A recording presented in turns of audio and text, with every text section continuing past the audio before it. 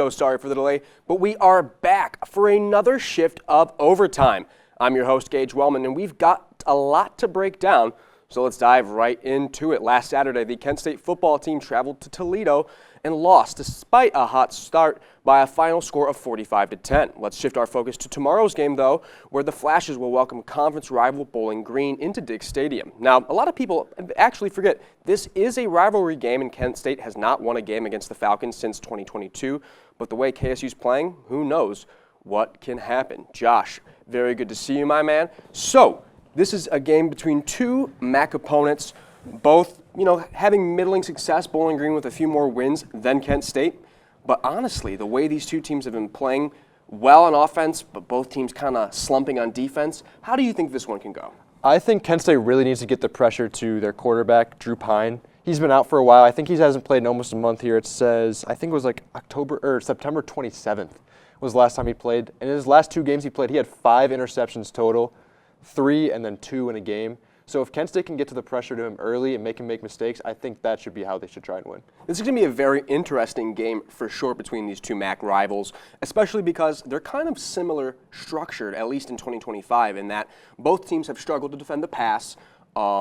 And then in its last game against Central Michigan, Bowling Green, their quarterback, Lucian Anderson, he's got some wheels, but also threw multiple interceptions. So this is a turnover-prone, offense for Bowling Green. So I'm really expecting, a lot out of Jair Rawlison, C.J. Young, potentially getting interceptions. We know that they've had moments where they can create turnovers, especially against Massachusetts and Buffalo. This is certainly a defense primed to pick off Pine, even though he's a veteran of the sport, has been playing since 2020 when we were both in high school. But no offense to Mr. Pine, kind of rough start. But overall, on Kent, what are you expecting from their quarterback, Drew DeShields, who loves to play at home? I want to see the deep ball. I want to see him target Cade Wolford like he did early last week, and hopefully if he targets him, they can get on the scoreboard early, just like last week, and get the score up before Toledo does as well. Well, that's the thing. Me and you and Stone have talked about this a lot, that they stay with their script, Kent State. The first few drives, you can definitely see that they're trying to spread the field. They have certain targeted plays to a guy like Wolford, getting Jordan Newman getting involved, who since returning to the lineup has been great. But if Kent State can score consistently, and I'm not saying don't worry about the defense because it's football, you get defense win games, but if they can score consistently, they really can propel themselves to a win. And then moving forward, this is unfortunately the second to last home game for Kent State. I can't even believe that. Yeah, it went fast. I feel like we just got here. You've got Ball State after a bye, and then you've got Akron, Central Michigan, and Northern Illinois. And when I see those games, that could be maybe 3 potential wins. The Akron game really jumps off to me. We talk about it a lot. I think Kent State can win that one, and it'll be a big one for the program, I think, in Mark Carney, who's looking to secure a job for next year, too. And I hope he will secure that job. I really do. I do, and I think he definitely has the opportunity to clinch that job. We heard maybe before the UMass game, but if that was a win, that could potentially be the one that solidifies his job. And I want to give a lot of credit to Coach Mark Carney. Here's a guy who, is the OC. His whole career, he's a positions coach, coached actually Toledo. Bowling Green. Toledo. Bowling Green. Bowling Green. 5 years, But he right? comes in, and immediately the Flashes are a different team. He's said this to me numerous times.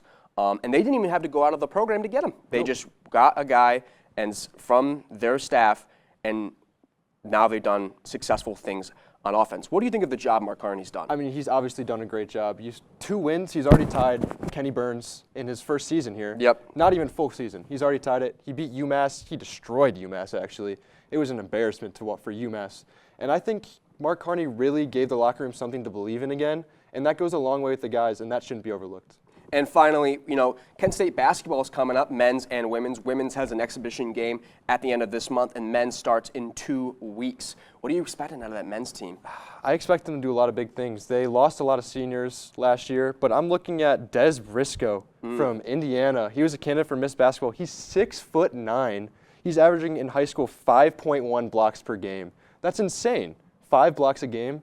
And I think that guy can do something really big for the team this year. Definitely, for sure. Another guy to look out for, Delreco Gillespie, preseason first-team All-MAC, very good at rebounding, led the Flashes for the majority of the season in rebounding, along with Sion Medley, who's a great distributor.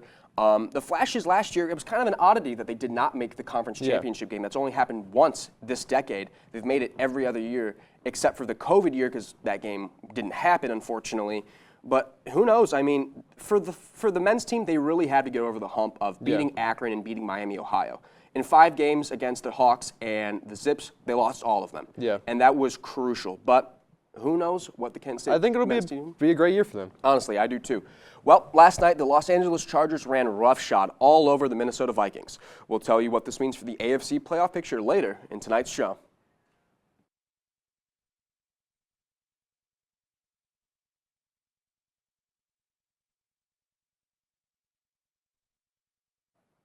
Welcome back. When I was coming up for ideas for today's show all throughout the week, I, of course, planned to have a simple discussion about the NBA's opening week. We were going to talk about the Cleveland Cavaliers' championship chances or how great Victor Wembanyama has looked.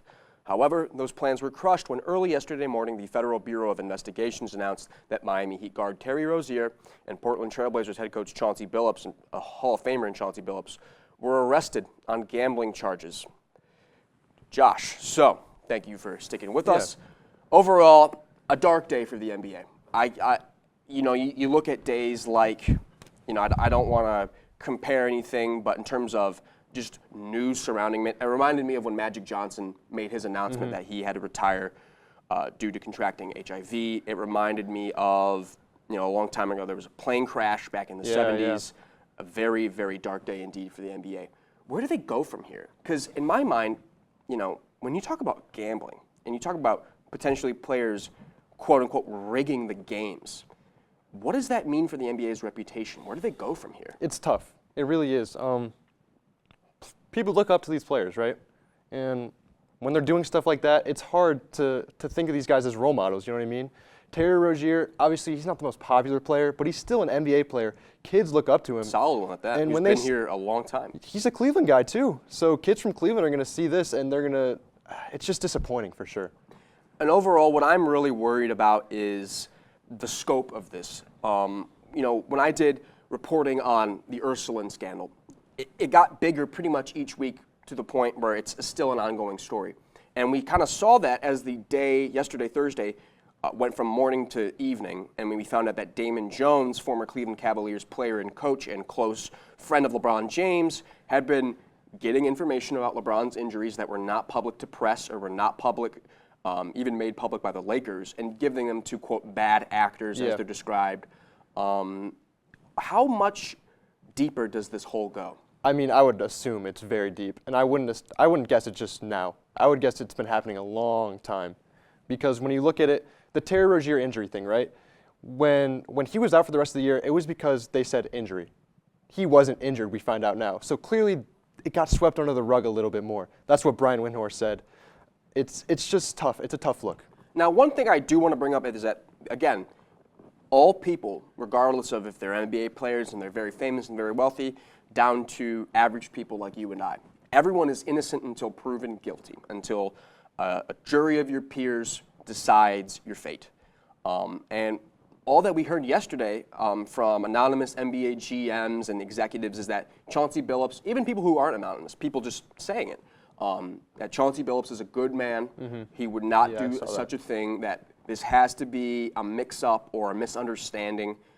But when you look at something like, I don't blame me for not having the exact details here, but I have seen things like, back in January, there was a guy who on Twitter, said that Chauncey should be looked at because Penny Avdia, one of the best trailblazers for Portland, had been seemingly on the not bench. Played a lot, I saw that too. Even though putting him in would win games for a team that has lost consistently for a while now. What do you think about Portland's case specifically? That is a good point, because I remember when the Trailblazers played the Cavs, Avdia had an incredible game. It was the first time I actually think I really heard of him and noticed him. And I did notice that too, that Avdia wasn't getting probably as much minutes as they should. And I'm sure Billups is a great guy. I'm sure all of them are great guys. But good people can make mistakes, and that seems like might be what's happening here. Overall, Josh, I want to turn just real quickly here. I know this is a huge topic, but do you think we've gone too far with gambling? That's one concern I've heard from a lot of people, that all 4 major North American leagues push it too much. Would you agree with that? It's a moneymaker, right? People need to learn how to control their urges. I think, do they push it a lot? Yes. But I think people should be in charge of themselves, and if they're not going to be able to hold themselves accountable for this, then it's on them. You know what I mean? And furthermore, we saw Mike DeWine, governor of Ohio, considering that potentially maybe it should not be legal for people to bet on player props. Do you think this is something that the GOP and other political constituents should look at and potentially draw up legislation for? Yeah, they can look at it. Maybe it'll help something, maybe it won't, but it doesn't hurt to look. I agree with that, but then what does that eliminate? Does it really eliminate the room for players to not cheat and become influenced by, we heard that the famous 5 families, Gambino, Bonanno, and the other 3, were involved in this. So I don't necessarily know how just eliminating player props, you can still be on a team and still mess up. The Chauncey Billups thing, it wasn't a sports gambling. Right. It's just gambling in general. The whole thing is just an issue. Well, thank you very much, Josh. You did very well, very well. Well, to try and shift towards a more positive note, C.O. Parker's coming up off Couch Island, and he's going to tell you if the Blue Jays can beat the LA Dodgers. Coming up.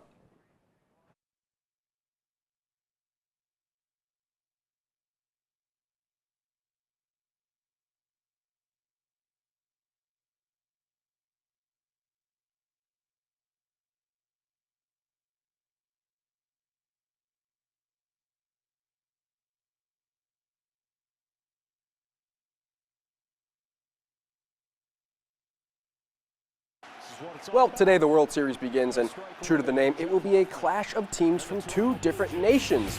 The Toronto Blue Jays appearing in the World Series for the first time since 1993 when Joe Carter walked it off. However, in their way will be an emerging dynasty in the Los Angeles Dodgers, who dominated their way to the World Series, sweeping Milwaukee in the NLCS and losing just 1 game throughout the entire playoffs. So, CO, pretty daunting task in the way of the Toronto Blue Jays. Think of all the talent that the Dodgers have stockpiled over the last few seasons, from Ohtani to Freeman to a guy like Glasnow, Yoshi Yamamoto, Roki Sasaki. I'll stop myself. I want you to convince my mind, because to be honest with you, Mr. Parker, I think the Blue Jays are going to lose every game. They're going to lose 4 consecutive games, and I don't think, quite frankly, it'll be any close. Maybe there's some room for wiggle room. It's baseball, but convince my mind. Change my mind. I think there's a lot of consensus right now that it is going to be an easy win for the Dodgers, and there is a lot going for them. It's one of those teams where you can point to almost every single part of their lineup of going into this World Series, what is going for the Dodgers. But it is not as cut and dry as I think a lot of people believe. I think while the Dodgers have in fact only lost 1 game in the postseason, if you look at what the Blue Jays had to go up against as well, they beat not only the Yankees but the Mariners, both 2 incredibly talented teams that can't be understated.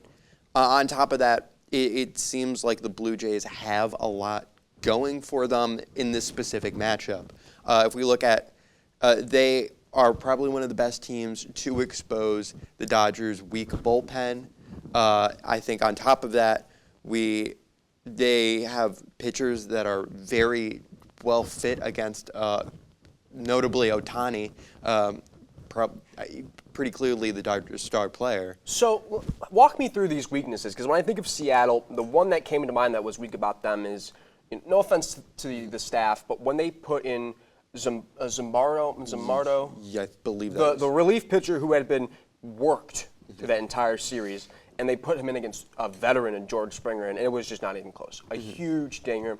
And then the Yankees, I think, to identify a sole weakness, I wouldn't say pitching was the best. No, Schlittler had a very solid year, but they weren't at full strength. Yeah. What are the Dodgers' weaknesses that Seattle can exploit, like you were saying? Well, Toronto has the sort of, I think like I said, their key weakness is they have a really weak bullpen.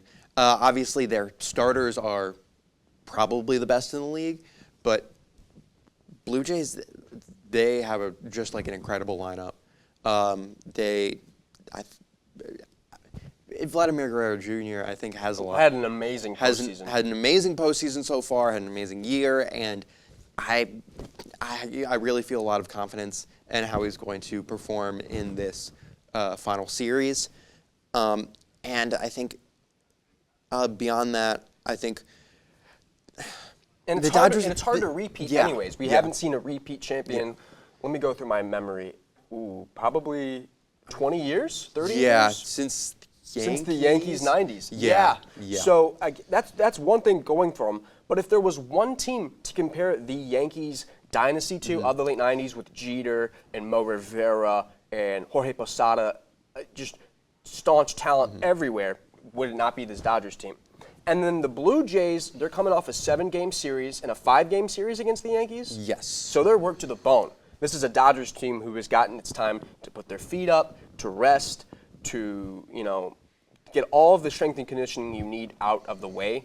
And now, you got Tyler Glasnow versus Trey Savage. Not the John Cena Yes. versus David Ortiz, David Bautista matchup.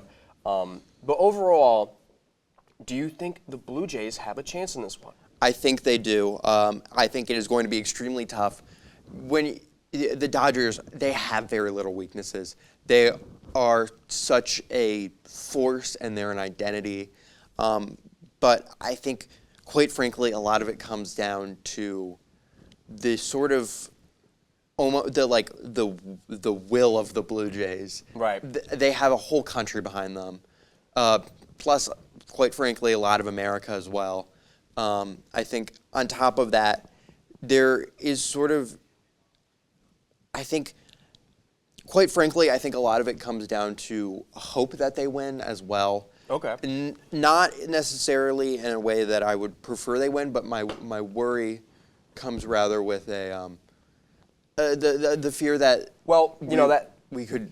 This man loves his baseball. He's like Yeah. Stone. He's keep going. But overall, I think you definitely gave me some thought. Last night, the Los Angeles Chargers welcomed the Carson Wentz-led Minnesota Vikings, and oh boy, it was bad. Minnesota struggled all night. The Chargers defense in those beautiful throwback uniforms really took control of the game. But other than that, LA played a perfect game as Justin Herbert threw for 227 passing yards and 3 touchdowns. Moving to Sunday, I'm looking forward to the Packers and the Steelers on Sunday Night Football as Aaron Rodgers will play against his first team, the Green Bay Packers, for the first time since he went to the Jets and Steelers. Connor Faith, I love the jacket, by the way, my man. Appreciate so it. Overall, you probably tuned into Thursday night last night. Maybe not very long because it wasn't a great game by any means. No. But what did you like from the Los Angeles Chargers? Kind of like a rebound after losing to the Colts last week. Well, one performance you got to give credit to is obviously Justin Herbert. Went 18 for 25 for 227 pass yards, 3 touchdowns, 1 pick, but it was no big deal. And he had a 122.8 QBR rating. He looks like one of the top quarterbacks in the league.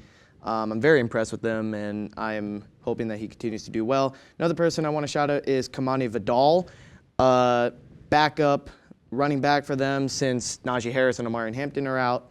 You had 23 carries, 117 rush yards, and 1 touchdown. Very good performance from him. And also you got to shout out the defense. They got to Carson Wentz 5 times, 2 of them coming from Justin Eboigbe, 1 from Tui Pulotu. Wait, let me see this. Yeah, name. let's see this. Tuli Tupulotu. I love that guy. Big fan of Tuli. Overall, I'm looking at this Minnesota Vikings team, and this looks like a team that really, really needs J.J. McCarthy back. And overall, McCarthy wasn't even a world beater at quarterback. He was definitely a solid performer, but they need their groove back. And then the Chargers, this kind of reminds me of the team who cried potentially really good. Mm-hmm. They're by far a good team, for sure. They're talented. Yeah. They have a good coach in Harbaugh, Justin Herbert, weapons everywhere, Khalil Mack's on the defense, and like you said, they can get to the quarterback. Yes. But there's a reason the Kansas City Chiefs are first ranked in some people's power rankings, and that might be crazy to say that, but I've seen it, and quite frankly, they haven't not been in the Super Bowl since 2021. So can the Chargers potentially really make a stink in the AFC West? I definitely think that they could. I mean, you obviously have a weak Raiders team. Broncos, they've looked decent, but they've still got to step it up on offense because offense they've been kind of weak. And then, of course, you have the Chiefs. I mean, everyone's talking about the Chiefs. Everyone thinks that they're going to win the AFC West. But the Chargers, this year, they are making a pretty good statement, especially with a good coach like Jim Harbaugh. You got a good quarterback. You have decent offensive weapons, finally, for Justin Herbert. And, of course, you have a really good defense that can definitely get to the quarterback. So shifting towards like the overall AFC playoff picture, we, of course, have Aaron Rodgers welcoming in the Green Bay Packers. I really wish that was at Lambeau. That would be must-see TV. But right now, the top 4 teams are, reminding me a lot of 2015 with Andrew Luck, Peyton Manning, Big Ben, and Brady. But we've got the Colts, Pats, Broncos, and Steelers. Out of the 4 of those teams, who do you think's for real? Do you see a potential Super Bowl winner in those 4 teams on your screen right there? Well, obviously, these teams, no one was expecting to be in like the top 4 of the playoff picture. But of all 4 of these teams, I think the most legitimate one has to be the Colts. The Colts have shocked pretty much the entire league. I mean, obviously, when they signed Daniel Jones in the offseason, everyone thought they were going to be terrible. Well, the dude has been playing like an MVP candidate. Could you imagine that? MVP and Daniel Jones in the same sentence? That should never be said. But right now this year, it is looking that way. I mean, he's got great weapons, good defense, and genuinely the Colts, they have been putting the league on notice, and I genuinely think that they could make a playoff run this year. Well, Daniel Jones has definitely been playing better than he ever has in his professional career. But what worries me about the Colts is we saw this story last year with the Minnesota Vikings. Sam Darnold, he comes out of nowhere, and all of a sudden he plays his way to a big contract in Seattle. But one team I'm really looking out for of those 4 is the New England Patriots. They look amazing. Drake May he's gone past that Drake May B stage, and he's really propelled himself to an all-pro caliber guy. I think I'm really interested to see a Patriots versus Bills playoff game, and overall, I don't know what can happen in that one. I mean, the Bills have struggled in the playoffs, but the Patriots would be completely new. In that series for the AFC East, really quickly, give me one word. Bills or Pats? Bills. Wonderful, Connor. Thank you very much. Well, we talked about some of the problems the NBA is going through right now, but let's switch the pace and make some predictions for our final minute. Don't go anywhere.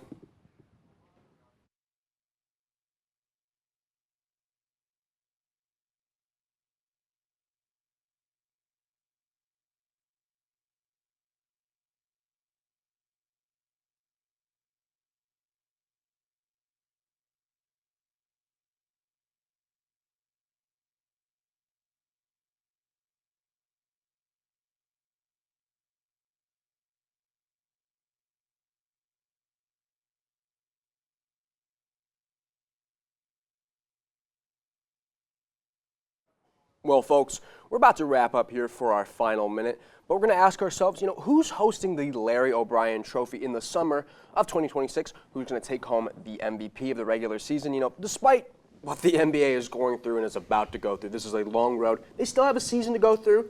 It's not going anywhere. We can still have fun with basketball. Josh, I'll start with you. Who are your picks for those 2 categories right So I don't necessarily think the Cavs are going to be first in the Eastern Conference in the regular season just because of all their injuries, but I think they will win the championship this year. It's hard to overlook the Thunder. Obviously, they had a historic year last year, but I like the Cavs. I think they're ready.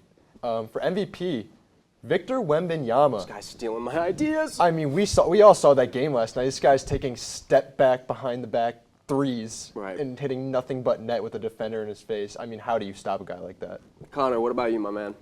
Well, for me, finals this year, I mean, obviously, Thunder, they look really good. And you also got to talk about, like, the Celtics maybe and the Cavs and whatnot. But genuinely, I might have to agree with Josh, and I think the Cavs are ready to make that final step to win it all this year. I mean, obviously, they haven't won since 2016, but I genuinely think that this year they have the players, and I think they're going to do it. As for MVP, now, this is going to be basic, but I got the feeling it's going to be SGA again. Okay. For sure. Because, I mean, SGA, have we really seen him have a bad game before? I mean, it's like, I mean, not with 15 free throw attempts every game. I mean, There that's he true. is. He does like to do free throws, but I think SGA is going to bring it home again. Well, Josh, you took both of my picks there. So those are my genuine picks. I do think the Cavs will win 10 years after the fact they did the first time, and I do think Wemby will be the MVP if healthy. If something goes wrong, maybe the Cavs don't have the season they want to, again, third straight year, and, Wemby had injury problems last year, I'll go with the New York Knicks as my NBA champion. And I think, we saw it last night and we saw it in the playoffs. Gritty team, lots of energy. Where else would you want to play a home game than Madison Square Garden with probably the best fans in the world? Knicks fans are amazing. And then for the MVP, let me think. Honestly, one guy I would really be interested in is Kevin Durant. And hear me out. Here's the scenario. And I understand he's pretty old, a guy in his late 30s. But imagine Houston has a good year. Van Vliet won't be there, but that leaves up the scoring for KD. You got a guy like Alperen Şengün to help on defense. What if Houston is way better than what we imagine and Kevin Durant adds something? Because, he listens to the doubters. He listens to the people that question his legacy and his resume. What else would you do other than leave no doubt and win an MVP late in your 30s? CO, what about you, my friend? What are your two picks? I'm going to say for overall, I'm going to go this is going to be a weird call. I'm going to say the Portland Trailblazers. That's your championship? Yes. Is that your You're not gambling wait, champions? Wait. In-season tournament champions or finals? Finals. Not on NBA 2K26. So Yes, this is my shot in the dark out of nowhere. It's real dark, man. There's something in the There's air. not a way around. This is a pitch black shot, but there's something in the air for Portland. You might be shooting the wrong So- way. It's so dark. But, so who's the first option on this championship Blazers team, by the way? Is it Avdia? Is it Drew Holiday? Is it who's leading the Blazers? I'll say Drew Holiday. They also don't have a coach. No, they got Exactly. Tiago. That's They my got key. it. They got it. Tiago Splitter. They don't Yeah, they have their coach. That's my Yeah, key. they lost him. What my argument is, what if they're secretly incredible, but they have been so hindered by their poor coaching that out of nowhere, the Portland Trailblazers become a dynasty? What if? What's your MVP, man? MVP, Nikola Jokic. Okay, there you go. There we Yeah. go. We can clap for that Yeah. one. That's Yeah. we're back into reality. Yeah. Jokic, having a good year after year, has already won a pair of MVPs. Do you think that if he's playing at the level we're accustomed to, really quickly, Nuggets may be championship contenders? Yes, that I think is also a very fair pick. I'm not super confident on it, but they are going to always have potential. They're always, I'm going to say maybe 10% chance every year, as long as they still have Nikola Jokic, because he is just insane. Well, on a wild episode of Overtime with some amazing predictions. That was like when you guys don't remember this, but one time when Stone said that the Mavs were winning the championship after Luka got traded. Well, my friends, it's been great having you, but we must depart for now. For more sports coverage, head over to KentStater.com and tune in to Sports Corner Mondays at 8. On behalf of everyone here at the desk, we wish you a very pleasant evening and thank you for watching.